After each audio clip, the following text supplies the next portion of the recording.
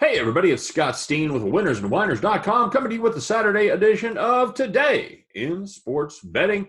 As always, I am joined by my partner in crime, coming all the way from Long Island, New York, keeping it real on the East Coast. He is Scott Reichel. Scott, happy Saturday. How are you doing today?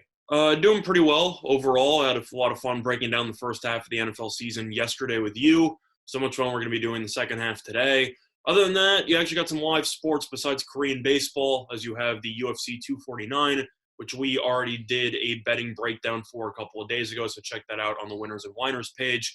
Pretty interesting turn of events, though, late last night as one of the fighters, Jacare Souza, actually tested positive for COVID-19 a day before the fights.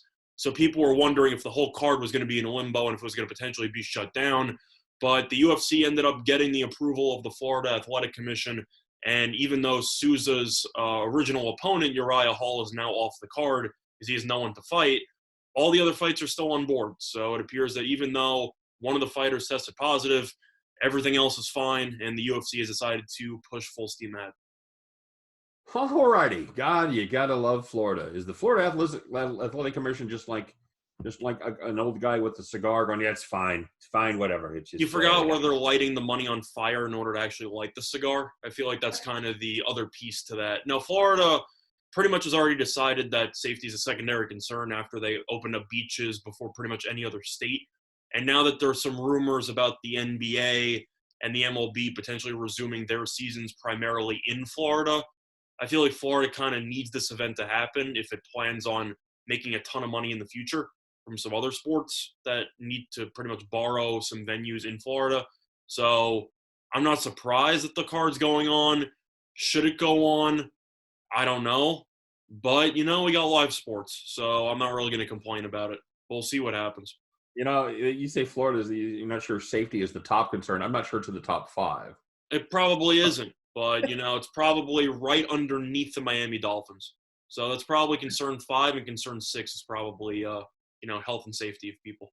I think number 7 is what kind of beard wax Ryan Fitzpatrick uses. That's up there. That's probably up there, but we'll see. All right, bud. So we're going to go full steam ahead as if this season were going to happen, that we're going to play this exactly the way the NFL brass is playing it right now, with total optimism that the season is going to start on time and go off without a hitch, and it will be completely normal, except for the fact that there will be no fans. Although I will say this, I'm on Facebook, because I'm old, and I got something on my timeline yesterday from the Chiefs that was promoting season tickets for this season.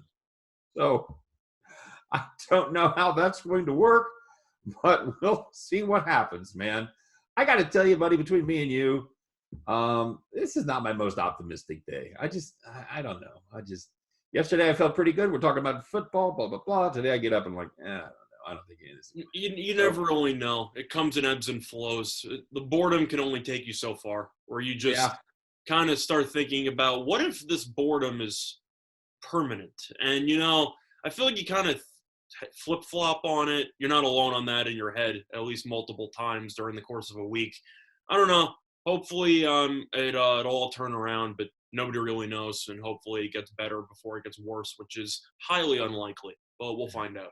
We'll see. Our job is pretty much to convey optimism and good thoughts, and we do our best. But every once in a while, even yours truly gets a little verklempt. Well, the UFC is also a perfect example of this, where you kind of have to choose whether or not you would prefer a return to normalcy or a return to safety.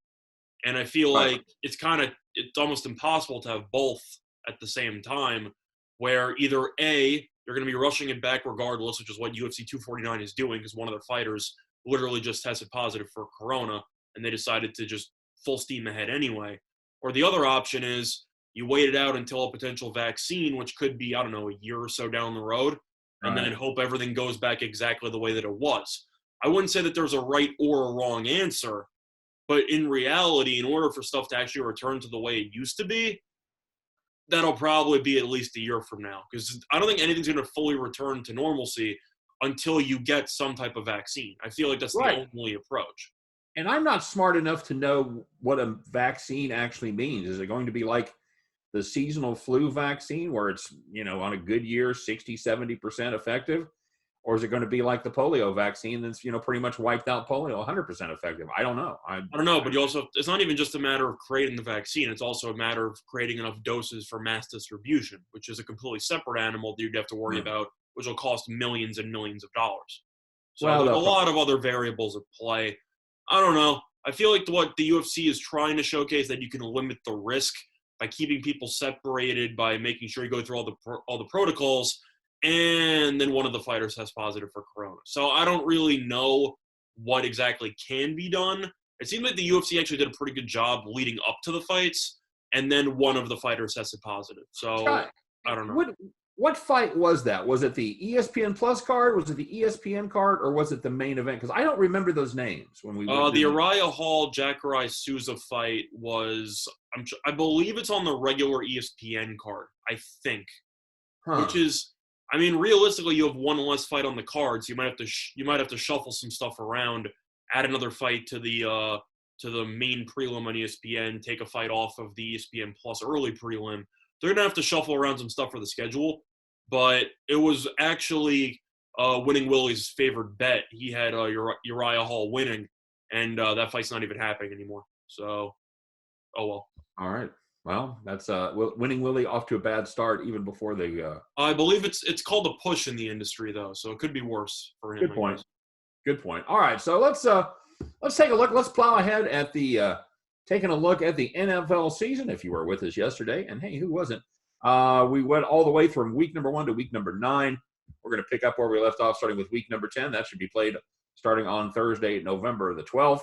Another one of those exciting battles between the Indianapolis Colts and the Tennessee Titans. Now, the one change is we do have lines provided by BetOnline. We do have kind of preliminary early lines on every NFL game in the regular season. Is that pretty much correct, Scott? We got all 17 weeks? Yes, we do. Yes, we do. Yes, but the way that I see it is that there are no totals. There are no totals. It's only going to be on spreads. However, the max bet on BetOnline is roughly $1,100. So you actually could put a decent amount of coin down if you are actually willing to bet on some NFL games in advance. Would I advise you to do that? Probably not. But you actually, the max bets are not $25 limits here. You could actually throw down 4 digits if you want to. All right, fair enough. So let's take a look. Anything staying out? We start off with the Thursday night game between the Indianapolis Colts and the Tennessee Titans. Man, that seems a lot like a ton of the games we had yesterday that we all got pissed off about. This could be a battle for position there, just by process of elimination in the AFC South, as I think you and I agree that Jacksonville is going to be awful, and Houston has the possibility of being pretty bad as well. So are these going to be the top 2 teams that are fighting it out here, Scott? It's definitely possible. I mean, considering the fact it's week 10, I feel like nobody really knows what's going to be happening at this point in the season. But overall, I think that definitely makes sense. I mean, there's one game in particular that's staring right at me for week 10, which I just think has a lot of value to it. And personally, that's going to be between the Eagles and the Giants. And the main reason why is because the Eagles are -3.5 on the road. I know you might say, well, that line's a little bit weird, but the Eagles have a bye the week before, and the Giants play the week before. So you're getting 3.5 you're laying 3.5 on the superior road team with the rest advantage. That line seems a little bit low to me. I feel like that line should be somewhere around 5 to 5.5. Yeah, it looks like they're maybe giving them a little bit too much of a home field advantage there. Yes, but the Eagles have a bye the week before. So right. I don't know if you – I'm assuming you'll agree, even if it was regular home field advantage. Do you think regular home field advantage is worth more than a rest advantage if you're coming off the bye and your opponent isn't? I'm not certain about that. That's a good question. Generally, I don't know. I think it's circumstantial, but probably as a general rule of thumb, probably not. Middle of the season, I would take the rest over home field any day of the week. So for that reason, I'd have to lean to the Eagles there at -3.5. All right, very good. I'm going to go with the game right below it, Scott. Take a look at the Bengals catching 9.5 from the Steelers. You know what? That seems like a ton of points. And without looking, and I did not do this. I'm seeing this fresh, so I'm kind of just doing first take on these. I did not check out what the bye situation was, but assuming it's equal, assuming there are going to be no fans, I'm not sure that I don't like a little Bengals there at 9.5. This isn't a very high scoring Pittsburgh team. I think they'll win. but I'm not sure that they cover by double digits. Your thoughts on that? It's a Mike Tomlin special. If you don't know about Mike Tomlin during his tenure with the Steelers, they always play badly against bad teams, and they always play well against good teams. It's a very random thing about Mike Tomlin. I don't know if it's a lack of preparation or his teams just are too cocky when they actually look at the schedule. They are awful against the spread against bad teams throughout Mike Tomlin's entire Steelers head coaching career. If you look it up, it is actually amazing how bad they are. It does seem, just anecdotally, like there are a lot of close games there in the AFC North between teams that shouldn't be close, between Pittsburgh and Cleveland, Pittsburgh, Cincinnati. Just remembering anecdotally, I would believe that is a thing. It's not even just division games. It's just any game that the Steelers play against, I'd say, bottom feeders or close to bottom feeders. The Steelers will win the game, but usually not in blowout fashion. It's a really weird tradition that the Steelers pretty much adopted under Tomlin. And I'm not really – that's probably why I think Tomlin's an overrated coach, because I just think his team sleepwalks through all the easy matchups and then actually takes the games against elite-level opponents seriously. So the lack of consistent motivation, I feel like, is why I'm not the biggest fan on Tomlin. However, he had no quarterback last year, and his team almost made the playoffs. So I can't really be – I can't blame him for last year. But at the end of the day, if you're not performing well consistently against bad teams, that's your fault. That's how I would phrase that as a head coach. Am I wrong for thinking that way? No, absolutely not. And remember the old adage, Scott, good teams win, great teams cover. Mm-hmm. That's right. Anything else stand out to you? I'm kind of looking. We've got short numbers on pretty much everything else. We do have a big number there at Green Bay, minus 11.5 against Jacksonville. I don't think I'm going to be in a position to back anything Jacksonville does except fire their head coach. I don't want any part of that other big spread there. Yeah, that's some of the short numbers. If you like, of course, this is really going to depend on how the season plays out. But right now, the Patriots catching 2.5 at home on their Sunday night game against the Ravens. That number could be a little short, as I don't expect the Patriots to be very good at all. I think the Ravens are certainly a touchdown better than the Patriots as it plays out right now. I would probably lean to the Ravens as well. I mean, you're not really sure what you're going to be getting from Jarrett Stidham, but I can guarantee you'd rather have Lamar Jackson. So from that perspective, I'd probably take Baltimore as well. In addition to that, this game's a little bit interesting, and I'm always try to avoid betting on East Coast teams and then travel west, or try to bet on West Coast teams when they go east. But Buffalo -1 against Arizona I find pretty attractive in that spot. And the main reason why is just the fact that Buffalo – I know that their defense is still very solid, so I think they actually can contain Kyler Murray a bit with that passing attack. And Buffalo, I might not be the biggest fan of Josh Allen. I just think they're significantly more physical than Arizona, and I think that they're going to dominate the line of scrimmage. Am I wrong for thinking that way? Maybe. I had looked at that one, and I'm certainly interested in seeing the matchup of the Bills' offense against the Arizona defense and see if that unit has improved at all. I think the offensive side is going to be maybe a force to be reckoned with out there in the NFC West as they incorporate a full season of Kenyon Martin. Sorry, Kenyon Drake. Kenyon Martin. That's a throwback right there. Nice basketball throwback. Yeah, well, he's a Mizzou guy. So anyway, as they have a full season of Kenyon Drake. And they have the new wide receiver. It's amazing. Those things don't stick in my brain. Who'd they draft, Scott? Wait. You're talking about for the Bills? The Cardinals pick up a good wide receiver. They got DeAndre Hopkins, but that was there you go. That was in the draft. Oh, it was the trade. Okay. Yep. Sorry about that. They traded for the David Johnson deal. Okay. So yeah, I think that Arizona offense could be a little better than people are anticipating. I think Kyler Murray certainly continues to improve in his sophomore season. Having said that, Buffalo Bills is certainly a force to be reckoned with on the defensive side of the ball.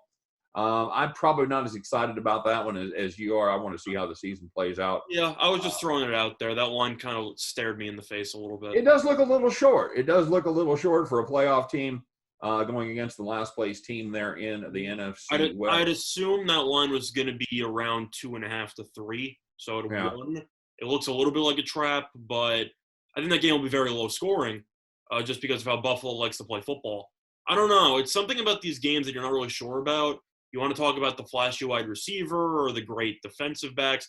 At the end of the day, most NFL games are won in the trenches, and I just think Buffalo's significantly better in the trenches. Yeah, you're right. You're right. All right, so we finished up. We got our Monday night game there, the Vikings, the Bears. That's currently listed as a pick 'em.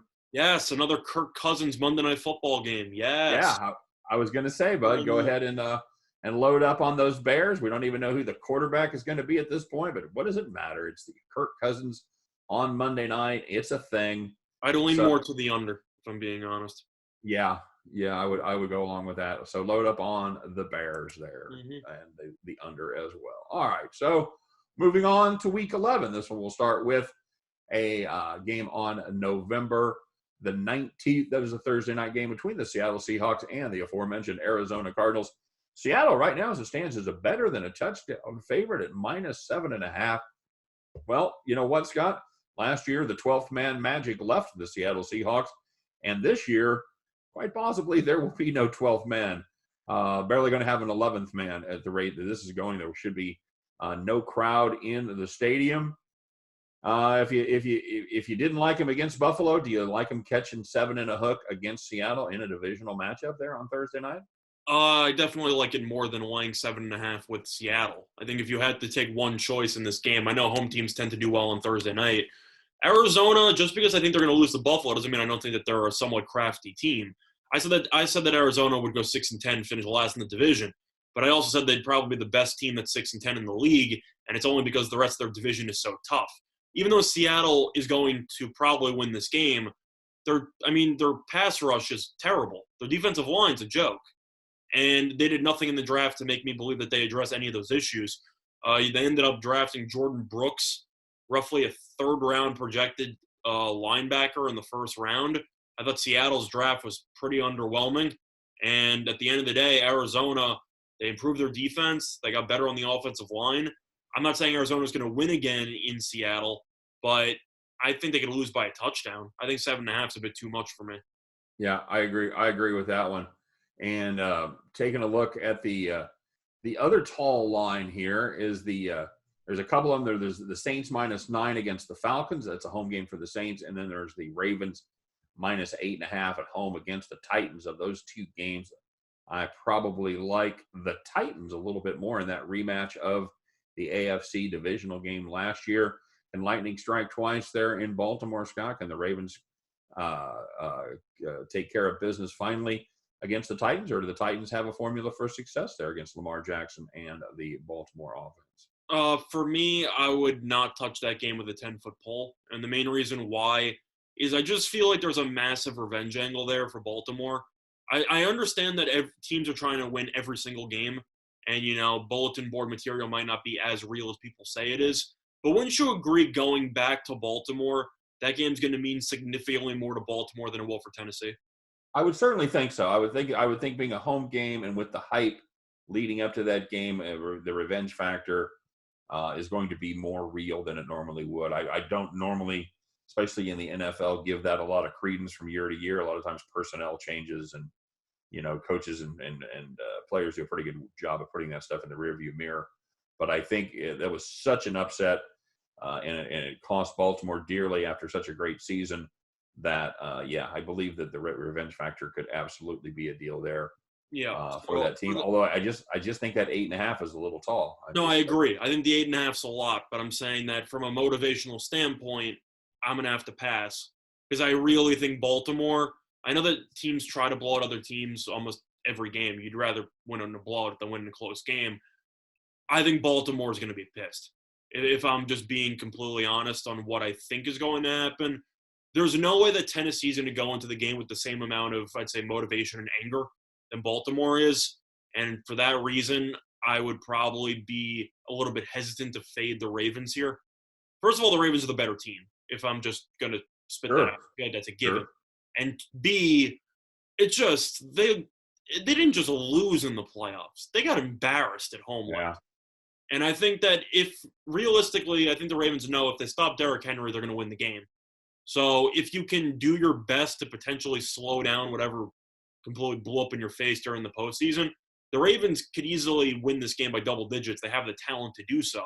The question you're asking is, can they stop Derrick Henry, which is almost impossible. But I definitely think they're going to look better the second time around game plan-wise. So I'm going to pass on that one. But if you wanted my personal thoughts on the best play on the card, I just mentioned Pittsburgh and how awful they are against bad teams. That -6 looks pretty attractive against Jacksonville, if I'm being honest with you. It's very tough because I know Tomlin historically will be trailing in this game by 3 quarters and they'll win in the 4th quarter. But it's just Jacksonville's so bad. I mean, there's no way around it. Steelers on paper should win this game by double digits. I don't think home field, even when fans were there, was non-existent for Jacksonville. So I got to link to Pittsburgh there. Am I wrong for thinking that way? Well, it all depends on whether you believe yourself from 5 minutes ago or not. I know. That's the problem, is that I know that it's a lot of points for a road team -6. I think Jacksonville's going to have the worst record in the entire league. So I'm fully believing Jacksonville's going to go roughly 3-13. And I don't think the Steelers at home is a spot where you think this is where they're going to get one of their 3 wins. I just don't see that happening. You know what? I kind of feel that one about that one the way that that you felt about the Ravens. I'm probably going to pass on that one. I like I'm looking at another fairly tall number there in Las Vegas with the Raiders and the Chiefs. This is one of the bitterest rivalries in all of the NFL, and it's a game that the Chiefs have a habit of playing down to the Raiders' level. And they're in Vegas on Sunday night. I don't know about the fans, but that assuming that there are going to be fans or just the atmosphere, that's definitely got to be an advantage for Las Vegas. Yeah, I agree. I like it's hard to bet against the Chiefs. It's hard to bet against the world champs, but I like the Raiders, especially keep an eye on this. If it gets a little closer to game time, you get anything north of 7, which I think is certainly a possibility. I like the Raiders getting a touchdown plus in this. If I was looking for one other sleeper, one other play potentially, Smalling to Carolina over Detroit in a future tank bowl matchup, because both teams are going to be terrible. I don't know. Something about Carolina in that spot, maybe it's the fact that Detroit always plays in a dome, so whenever they play on the road, they typically, I'd say, struggle in comparison. But I don't know. It's something about Carolina. I really like their draft, and I don't think they're going to be good this year. I think they'll probably be good in maybe 2 years from now or so. But am I really going to trust Matt Patricia on the road? No. Matt Rule hasn't even coached a game in the NFL yet, and I already like him more than Matt Patricia. So, I don't know. -1 there, that seems a little short, in my opinion. Okay. All right. I don't hate that. All right. Well, let's take a look at moving on to Week 12. Man, I feel like we could almost do an entire show on every week. I really do. We could always stretch it out, but there's so much uncertainty that it's kind of tough to pinpoint everything. All right. So this is going to be the week 12, the week that starts with Thanksgiving week. And my goodness, we've got some real barn burners here for Thanksgiving night. As we start with the afternoon game there, the traditional game up there in Detroit, as the AFC Houston Texans takes on the Detroit Lions. Detroit going to be a -1 in this one, Scott. Texans really going to be that bad? A lot of people think they are going to be, although I know you hate the Lions. So that could be I feel like I shouldn't be alone when it comes to hating the Lions. I feel like most people have to look at that coaching staff and go, why do we like them to win more than 5 games? Yeah, it's the only Matt Patricia is one of the few guys that could make you miss Wayne Fonts and Marty Morningwig. So, and then we moving on from there, kind of the opposite side of the spectrum, as the Dallas Cowboys are an 11-point favorite in the afternoon game over the Redskins. And then we finish it up with the Baltimore Ravens and the Pittsburgh Steelers playing home there at the Terrible Towels. I'm feeling the Bumblebee uniforms for this one, Scott. Am I wrong? It's one of my least favorite uniforms of all time, but I'll tell you what, it's actually a pretty good Thursday night game for Thanksgiving. I can't really complain about Steelers Ravens. It's a pick 'em. They played a couple of times on Thanksgiving before. I'm pretty sure Justin Tucker won the MVP because he kicked 6 field goals in that game. I don't even know how many years ago that was. But I just remember he was the first one to eat the turkey leg. So maybe, I don't know, you might see a bunch of field goals again or whatever. The game should be entertaining. It's in Heinz Field, so I actually think Pittsburgh has a shot at winning that one, assuming Big Ben is anywhere near the quarterback where he used to be. A little bit skeptical on that, but, nobody really knows. But if I actually wanted to look to one play for Thanksgiving. That Texans-Lions game looks like a trap to me, so I'm not going to touch it. I really think the Cowboys are going to just destroy the Redskins on Thanksgiving. Cowboys typically at home play well on Thanksgiving. I know last year they got embarrassed by Buffalo at home. Turns out Buffalo's a playoff team and they were pretty good. I just think Dwayne Haskins is an NFL quarterback. And I know that he made progressions late in the year. The Cowboys offense is just insane, and I don't think Haskins is really starter quality. I think that game could turn ugly. Am I wrong for thinking that? No, I think you're right. I think I don't think the Redskins have the talent to keep up with that Cowboys offense. They have Their defense is good, but the defensive line is good. But the Cowboys' offensive line is also pretty solid. So if you want to call that a wash, you can. Dak's significantly better than Haskins. The running backs are better. The wide receivers are better. And, I mean, does Washington have good special teams? No. I mean, I don't know what Washington does well besides have a good defensive front. No, and that's why it's 11. It's one of the tallest games on the entire slate. I think they'll win that game by 2 touchdowns. Okay. That's my thought on that. All right, good enough. I'm taking a look once again at a game involving the Kansas City Chiefs as they head down there to Tampa Bay in a pick'em game against Tom Brady and the Tampa Bay Buccaneers. I'm sorry, buddy. I don't see it. I don't see that at all. Tom Brady, as we've talked about, 73 years old, along with Rob Gronkowski, who quite likely has forgotten why he's there in the first place. I think this is smoke and mirrors with this team. I think by the time this game goes off, I think Kansas City could be a 4 to 5 point favorite. Your thoughts on this one, Scott? Yeah, I'd be inclined to agree. One thing you have to keep in mind is that even though it's in Tampa Bay, it usually means the weather is going to be pretty good. And I'd rather face Tom Brady in good weather at this point than Patrick Mahomes in good weather at this point. So for me, I got to go with Kansas City as well. I wouldn't say I'm as low on Tampa as you are. I still think they're going to go roughly 9-7, 10-6. But You're not going to sell me on an older quarterback and a tight end who hasn't played in a year, who was pretty underwhelming his final regular season anyway, against the defending world champions. Plus, Tampa Bay's defense, I've gone through it before. Is it even that good? I don't think it is. The defensive line is okay. Sue's good, and they got Jack Griffin. What? They got Shaq Barrett. Shaq Barrett, who's a phenomenal sack guy. Is their secondary any good? No. Well, it's kill on their roster. No. It's the weird thing we talked about a little bit, where they've got the unbelievable stats against the run, but it's partly skewed by the fact that nobody has to run against them. I would rather be I'd rather be a terrible run defense and be a great pass defense against Patrick Mahomes than to be in a great run defense and an awful pass defense. Yeah, agreed. I just Mahomes could go off for that game.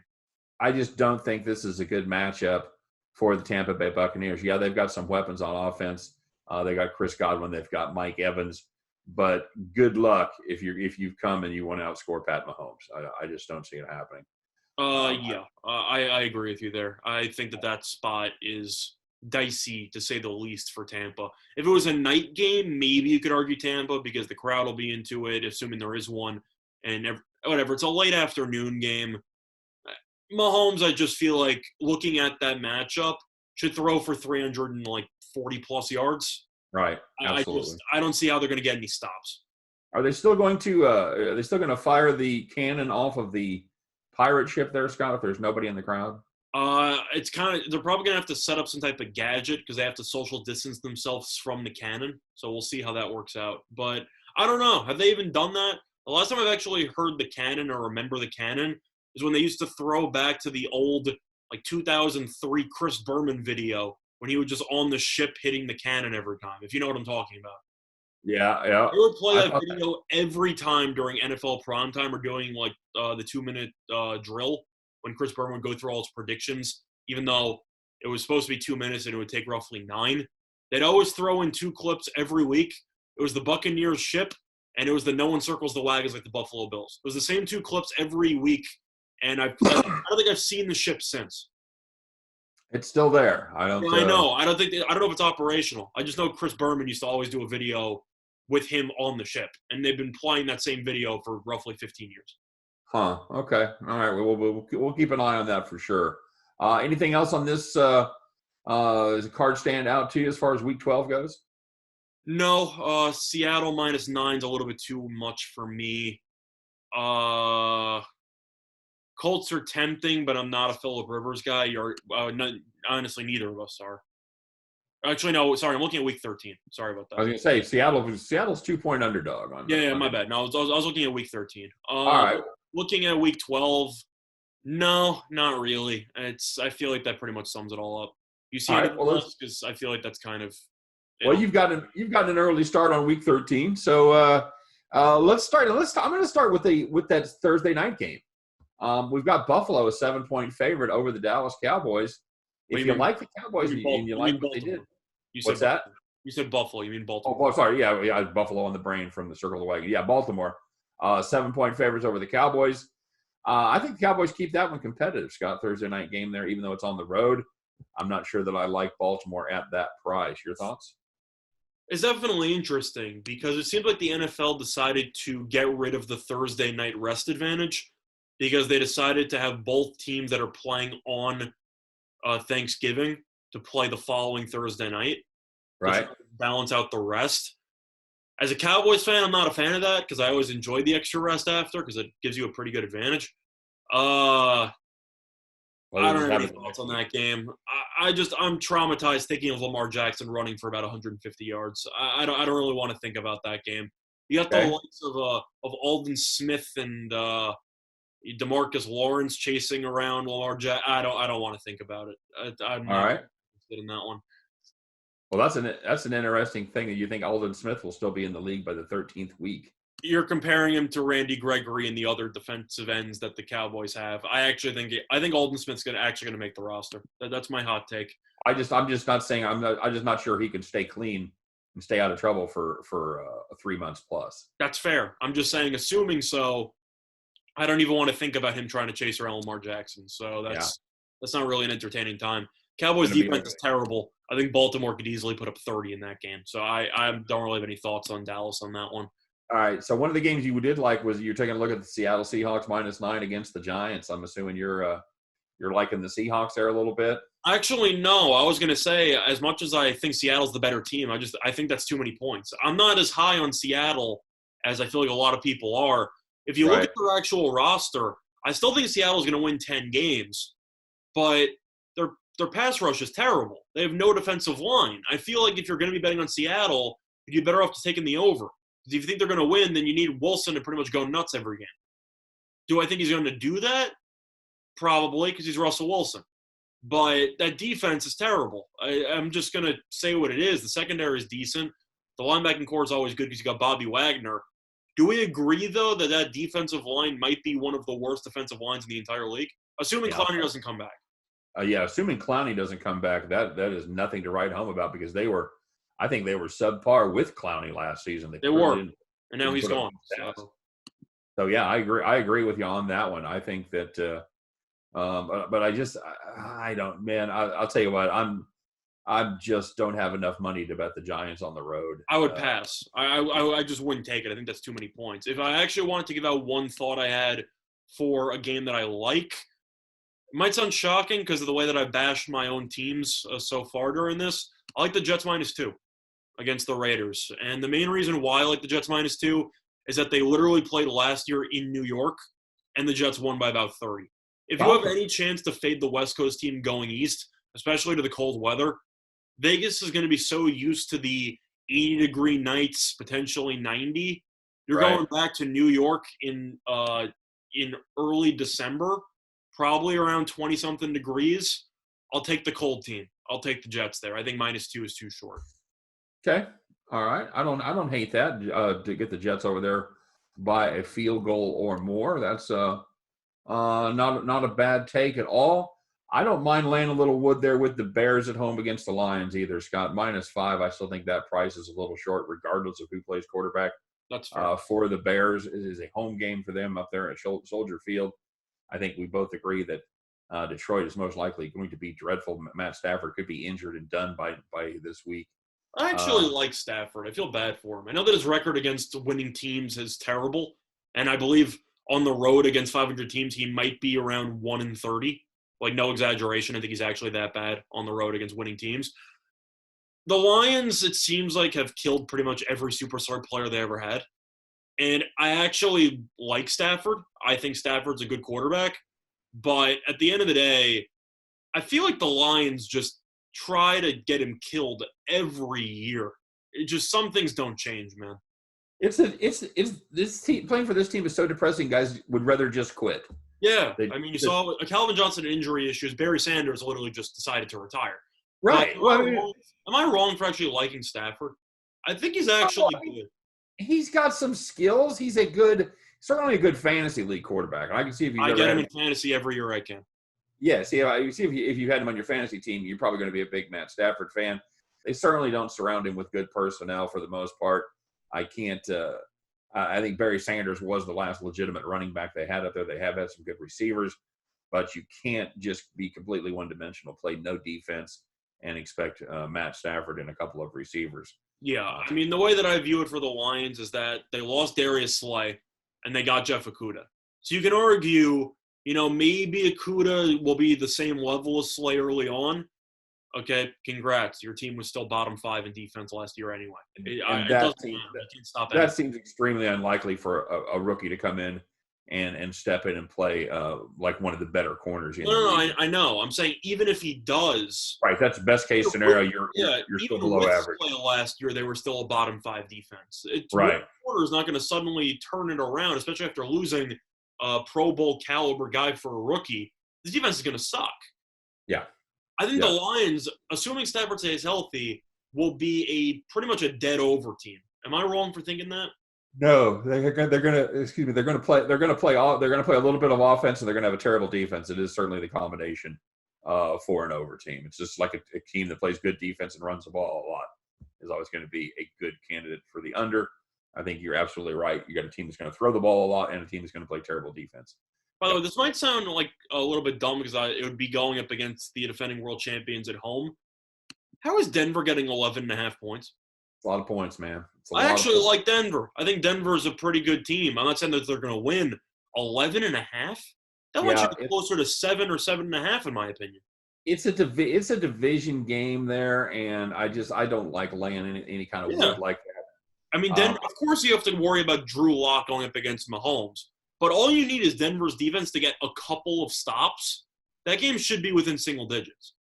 Yeah, and I think this game almost seems like it's capped for a full house there at Arrowhead on Sunday night as Drew Lock, comes back to his hometown. And, this game was played in the driving snow last season in Kansas City when Denver and Drew Lock came to town. So we really didn't learn much about Drew Lock and what he could possibly do.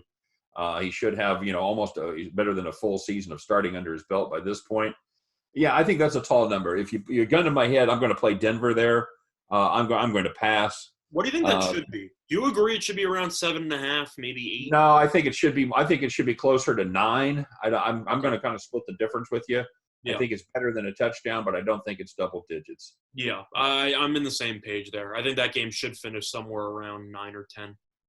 How about the Super Bowl that wasn't last year, Scott? The Buffalo Bills and the San Francisco 49ers. 49ers laying a full touchdown there at home against the Bills. That should be a pretty good game. That should be 2 pretty good games there, these Sunday and Monday night games, as we've got the 2 Super Bowl participants, up-and-coming team in Denver and an AFC playoff team in the Buffalo Bills. You like any kind of Bills action there? You think that's a little overcapped, or you think that touchdown is right? I think it's very tough to go to bet on East Coast teams traveling west. I know that you have an extra day there. For me personally, I have no interest in betting that game from a spread perspective. Having said that, I love the under. I think the under there is a phenomenal bet. I don't know what that number will be. Probably around 43. If I had to guess, I'd say probably around 43 to 45. Maybe. But you got Garoppolo against a solid defense on one end. I feel like you can't really like that matchup. And I think Josh Allen's going to get destroyed. So that game, I feel like, should turn into, I don't know, like 20 to 13, give or take. I just see that game being low scoring. Am I wrong for feeling that way? No, I think there's going to be a lot of running the football. Yeah. I think a lot of clock wasting in between handoffs. Totally agree with that. All right, very good. All right, man. So let's moving right along, taking a look at week number 14. That starts off on Thursday night, December the 10th, with the Los Angeles Rams hosting the New England Patriots. I don't want any part of that. Rams -3. You got two teams with gigantic question marks. Yeah, I'm just gonna stop you right now. I'll take the Chiefs. Just give me the Chiefs. What's that? Just give me the Chiefs. Where are the Chiefs at? I don't even see. Oh, against the Dolphins. Just give me the Chiefs. Okay. I know it's in Miami. I know that they're laying over a touchdown. Just give me the Chiefs. They'll win that game by double. They'll win that game by 14. I mean, yeah, Kansas City on the road against Miami. Kansas City laying just 7.5 at this point. I'm with you. I think there's all kinds of Chiefs in that one. Yeah, Fitzpatrick may be able to put some magic out of his hat to get a backdoor cover or something. And I know that Miami's defense got better. Miami's pass rush is still terrible. I feel like we can agree on that. It might be the worst unit in the entire NFL. Their pass rush is actually that bad. And if you give Mahomes time in the pocket, he's going to torch you. I know you just got Byron Jones and you got a pretty good secondary. Can anyone speed-wise catch up to Tyreek Hill? No. Can any of their linebackers, I know they got Van Noy, can they cover Travis Kelce? No. Fitzpatrick, when in doubt, Miami's offensive line still isn't that great, even though they did address it in the draft. You're going to have the likes of Chris Jones and all these other people coming at Fitzpatrick. That leads to a couple turnovers, in my opinion.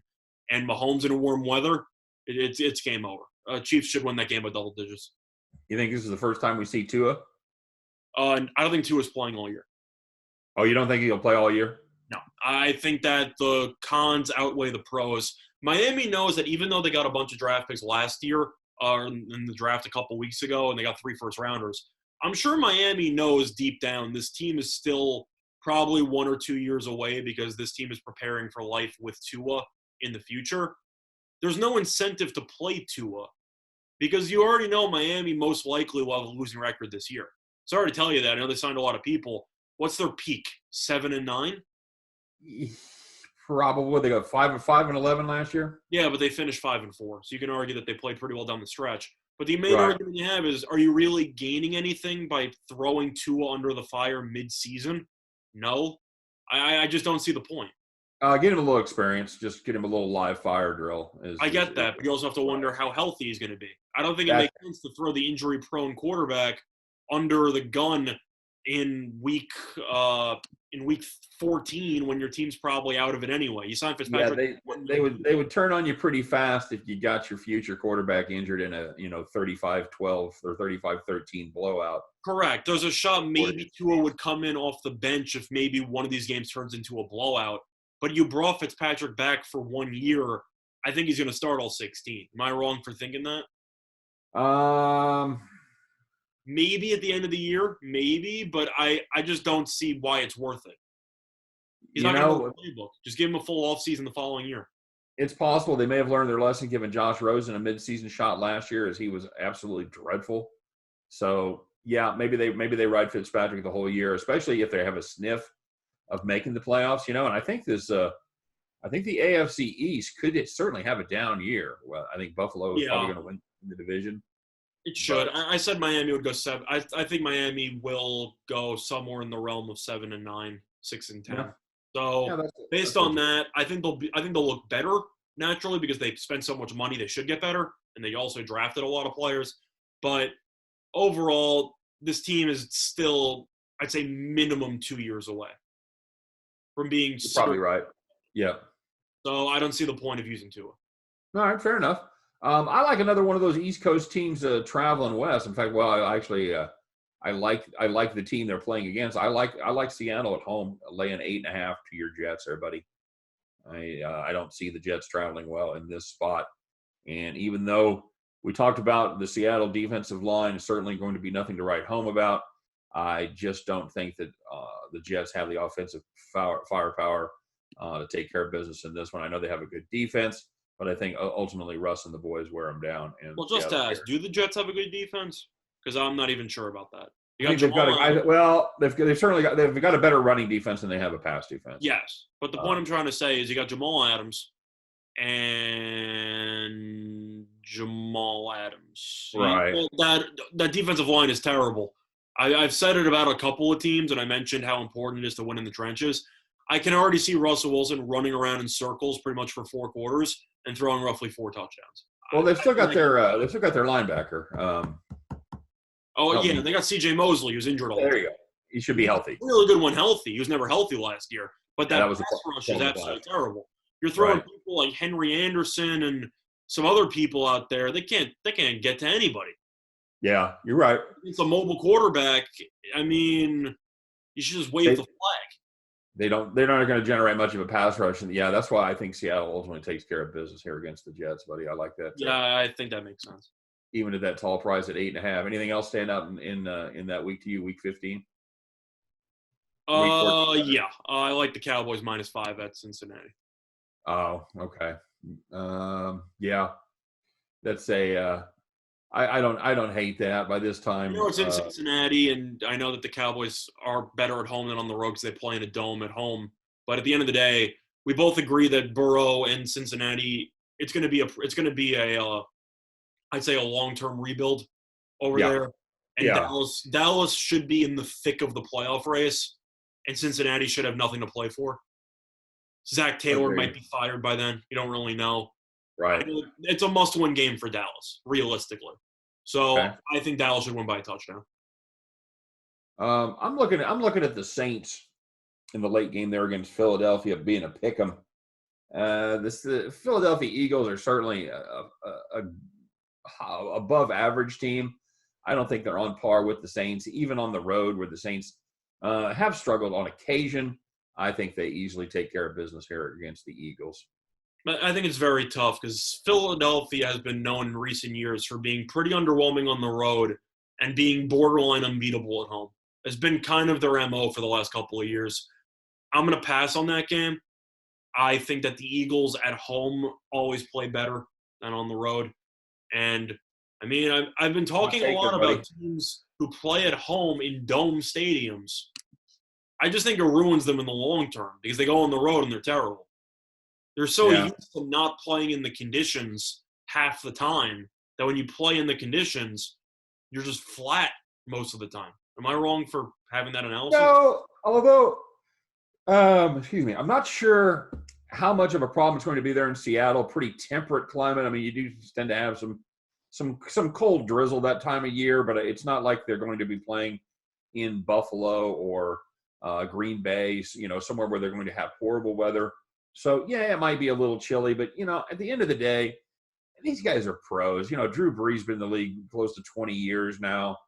I just don't know that that is that big of a factor as everybody gives it credit for. I'm just throwing that out there. I feel like it's I know. I think there's more factors. Yeah. There's actually one other game that I want to get to, but I'll let you finish your point. I was just going to say, I think there might be more factors involved than just the dome about just maybe the quality of the competition where they're playing out. That's it. And the one other game that I have to mention is the Packers -2. I know it's in Detroit. Doesn't matter.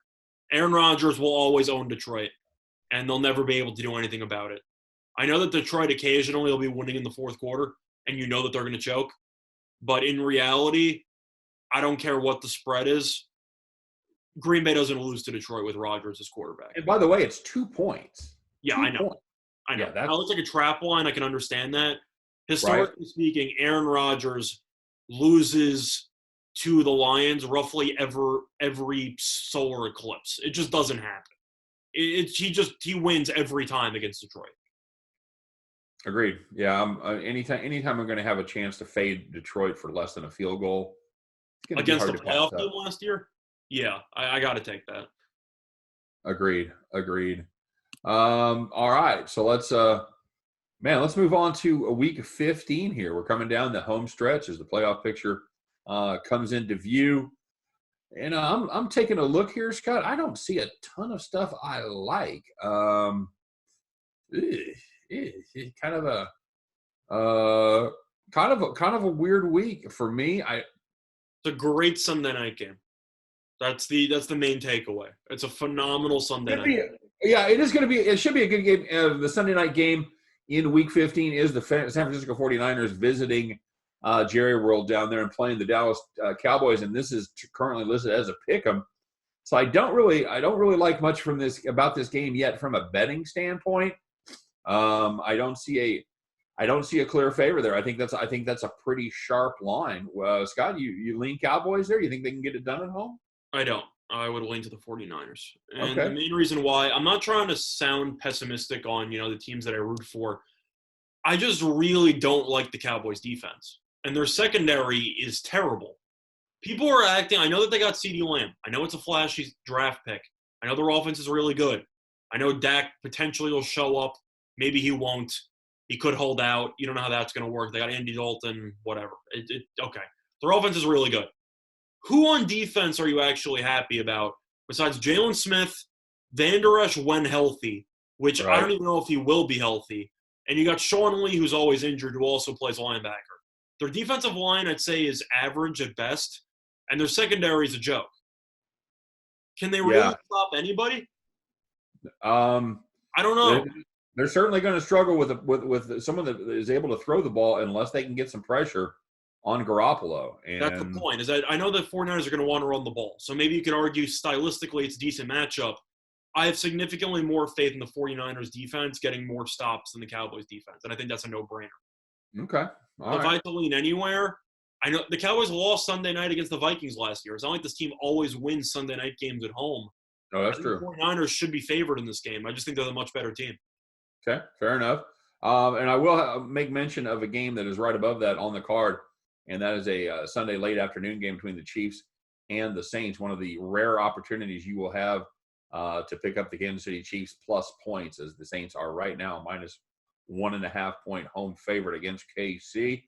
I don't necessarily I don't hate that line. I think that's probably pretty accurate.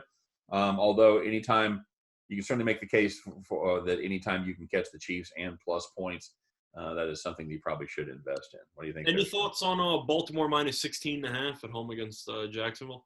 That seems like a ton. A lot of points. Jacksonville sucks. That's a tough one. That's an easy pass for me. Yeah. One game I'm kind of somewhat interested in, but I don't know if I can bet it, is New England minus 2.5 against Miami on the road. I saw that. I'm thinking about it. I don't really know how that's going to work out with Stidham and everything like that. I talked about the motivation angle for Baltimore against Tennessee last year. I know that they're a division rivalry and they play twice a year. You don't think New England's going to be pissed after choking Week 17 in Miami? Yeah. I don't know because they play multiple times that season. I would not be surprised to see New England piece it together for one game and to beat Miami. Okay. All right. There's just too many questions about New England right now with the quarterback situation for me to really step out. Yeah. I don't really see a ton else that I like. Redskins is 6-point underdog at home to Seattle, traveling across the country. It's not a great week. I would lean to the Thursday night under between Denver and Buffalo. That total should be around 40. I mean, that's going to be a very low total. That's an afternoon game on Sunday, buddy. Oh, sorry, I thought it was a Thursday game. Thursday game, Chargers Raiders. Yeah. Either or. I would still take. I mean, that under should be around 40, give or take. Yeah, 41, 42 probably. Okay. That game's going to be low scoring. I think that game goes one way, and that's somewhere in the realm of, I don't even know, 2017. Yeah, two teams that really want to run the football and establish the run and kill the clock. So yeah, I agree with that. All right, so let's take a look. Let's take a look at week number 16 here, as it's quite possibly for a few of these teams at least the last weekend of competitive football before the playoffs begin. Starts off with what may be a good one, a rematch of the divisional matchup last year where the Minnesota Vikings went into New Orleans and took care of business against the New Orleans Saints. This time the Saints are a 5.5 point favorite in this one. Scott, you see a revenge factor here between the Saints and the Vikings? Why do we keep having Kirk Cousins on primetime games? Kirk Cousins on prime time. Oh, God. I'd have to lean to the Saints. Okay. I keep talking about the motivation angle and everything like that. New Orleans, everyone knows, is significantly better at home than they are on the road, except in the playoffs, which I can say because they've completely choked in the last 3 years in the playoffs at home. But, it's one of those where both teams should still be in the hunt. Both teams are probably going to make the playoffs by the end of the year. And I feel like on a short week, you got to go with the Superdome. So for me, I'd probably lean to New Orleans. Would I bet it? I'm not going to lie. The Cousins primetime game is an attractive spot, even if it's on Thursday night. I would have to lean to the Saints or pass for me. Okay. All right. Good enough. I'm assuming we're on the same page there. Yeah, that's a. I don't see lightning striking twice in that one. I like the Saints there to take care of their business and cover the 5.5. Kind of a dead spot for that number. And if I can catch it under 6, yeah, I like it. I like it. Do you have any other game? I got one game that's staring at me. I'm looking at the Ravens Giants. I think the Ravens is 12.5 points, but I think they take care of business against the Giants. I think they can smell the number 1 or number 2 seed there, and I think they close out in a strong fashion against the New York Football Giants and take care of business at home. Yeah, realistically, the Giants should be out of it by then anyway. So you got them right. Right, I agree. And what else do you like? What do you got? Well, there's one game that I'm looking at that I'm not going to play is probably the Raiders pick 'em against Miami because it's in Vegas and they play well at home. But I know that we've talked about the Bears and how I don't know who their quarterback is. I'm not a big fan of them. I have to take them at plus 1.5 against Jacksonville. I've said before, I think Jacksonville's going to go 3-13. You can't be an underdog to a 3-13 team. It's not feasible to me. There's bad football, and then there's Jacksonville bad. Yeah, I agree. That's I think that's a gift. Just catching 1.5 points. I think anytime that Jacksonville's the favorite, I think you have to fade them. I think realistically, even though the Bears we both think aren't going to be great this year, probably 8-8 ballpark. Am I really going to pick the 3-13 team to beat the 8-8 team?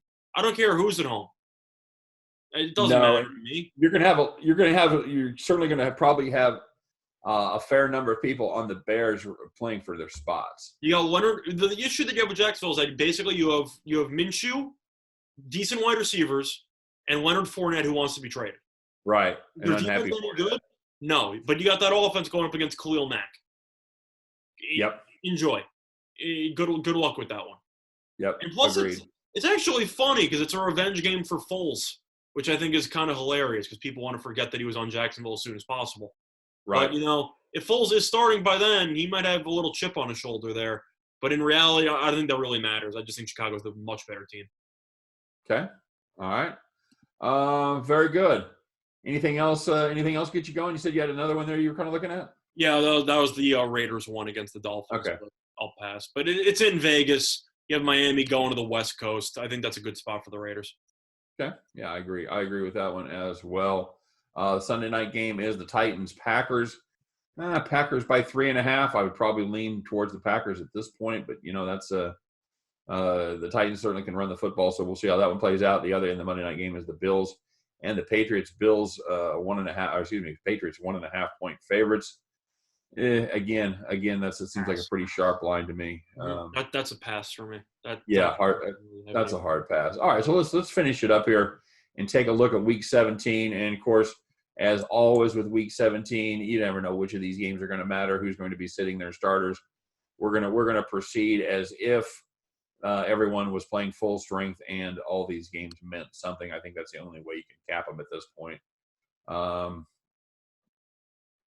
was going to say, one thing that you can keep in mind is that you might not be able to predict which team is going to be fully trying because of which team will be motivated. You can most likely predict who's not going to be motivated for this game. And I feel like that's a good place to start. So personally, I got 2 games to look at, but I don't know what you have in mind. Go ahead and start it off. So they're both 1:00 games. I like the Vikings -2 against the Lions. I know you have to worry about maybe Cousins having to win the regular season finale in order to get into the playoffs. Minnesota's most likely going to be in the playoff hunt, and Detroit's not. That's pretty much how it's going to work out. I'll take the -2 with Minnesota. I think Minnesota's going to need that game, and I think that Detroit is most likely going to be out of it by then. Pretty much a given to be out of it by then. So you have to wonder, who cares? You might want to play spoiler. Detroit almost spoiled Green Bay last season in Week 17. Minnesota's the better team. I'll lean to Minnesota there. And last but not least, I'll take the Cowboys on the road -3 against the Giants. Cowboys seem to always be in the hunt week 17. They fall short most of the time, but they're always in the hunt. And we both agree the Giants are probably going to go 5-11. So for that reason, I got to lean to the Cowboys there. Okay. All right. Very good. I'm going to play the Buffalo Bills at home -8 in a game that they may have to win there for the AFC East crown against a Miami team that's going to be playing for 2021. Well, you got Miami playing in the frozen tundra of Buffalo, so that's also right. Yeah, that's always although, Ryan Fitzpatrick is certainly no stranger to bad weather, but yeah, I like the I like the warm weather team coming north and playing in Buffalo. You talk about playing in week 17 in Buffalo on January the 3rd. That certainly has the potential to be some pretty bad weather. You never know. It's at the very least, it's going to be cold. Yeah, that's your best case scenario. Is it's clear and in the 20s. Well, it also falls under my philosophy of the Bills should most likely be in it. The Dolphins should not. So you got to win a motivational play factor. I'm assuming you agree with me on the Vikings and the Cowboys for Week 17 because the fact the Lions and the Giants should both be having losing records at that point in time. Yeah, I probably like the Vikings even better than I like the Cowboys, just because those weird things seem to happen in those NFC East games. Mm-hmm. But I definitely like the Vikings there in that spot against Detroit. I think Detroit's got it packed in by that point. I think Matt Patricia may already be on the plane headed to wherever he's going to be the defensive coordinator next. Mm-hmm. And, yeah, I like a motivated Minnesota Vikings team over what will most likely be another lost season for the Detroit Lions, culminating on that Sunday. So, that's my thought. Yeah. I mean, I think realistically Minnesota should be in the hunt, but I think it's a lot safer of a bet that Detroit will be out of it by, I don't even know, Thanksgiving? A little bit after Thanksgiving? Yeah, I think they're one game away from being mathematically eliminated right now. So you can make that argument. I mean, the point is that Detroit, there are some teams that go into every season, and you can say, maybe they'll be better, maybe they'll whatever, and then you just go, but why do I think they're going to be better? Detroit didn't do anything. They lost. They drafted a top-tier cornerback. Congratulations. You also just lost a top-tier cornerback. Right. You really improve in any capacity? Yeah, they were subtraction by subtraction. Is pretty much. Didn't their offensive line get worse because Glasgow ended up going to Denver? Yeah, he left as a free agent and went to Denver. So Stafford's off an injury and their offensive line got worse. Yeah, there's no optimism here because I don't know what you're supposed to be optimistic about besides the fact that Stafford, if healthy, can throw for 5,000 yards.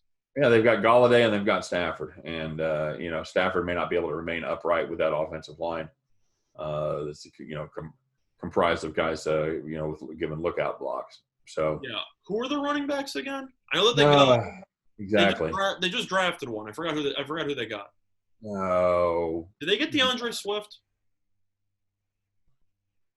from Georgia? I think they did. No. I was trying to think. Did they get it because he dropped to the second round? I think they got Swift. Yeah, I think they could be right because I know he went early in the second round. So that went to Detroit. That could be right. He went there, but they also were getting their original running back back, so they got a little bit of a tandem there. Are either of them trustworthy? No. You're relying on a rookie to carry the ball, 200-plus times I don't trust that. This offensive line's not good. Stafford, I don't know if he can stay healthy. This defense is bad. I mean, Detroit is – I don't want to say that they're a lock to go 6-10, 5-11, but there are going to be a lot of darker days ahead than lighter days. Am I wrong? Am I right for thinking that? No, I think they're going to be rebuilding once again. I think they're going to be firing their coach. I think they're going to be rebuilding from the ground floor. And another Belichick protege bites the dust as far as Matt Patricia goes up there in Detroit. Mm-hmm. I'm looking at the I'm